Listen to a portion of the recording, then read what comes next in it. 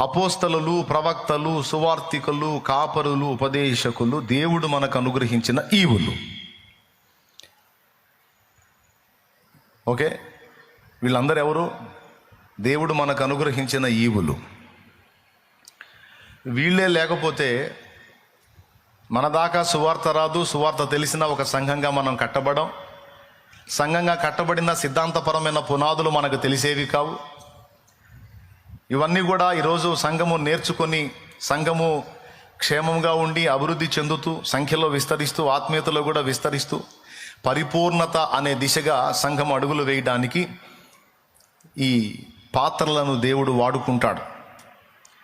కొంతమంది అపోస్తలులు, కొంతమంది ప్రవక్తలు, కొంతమంది సువార్తికులు, కొంతమంది కాపరులు, ఉపదేశకులు.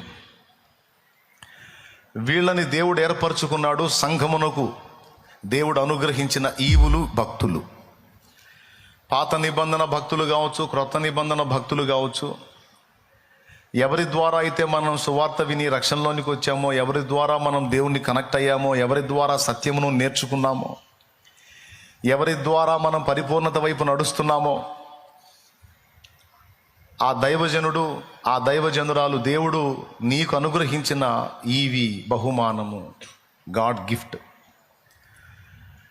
నిజంగా ఆ భక్తులను దేవుడు లేపకపోతే, వారిని ఏర్పరచుకొని నీ విషయంలో దేవుడు వారిని వాడుకోకపోతే నీ రక్షణ, నా రక్షణ ప్రశ్నార్థకమయ్యేది.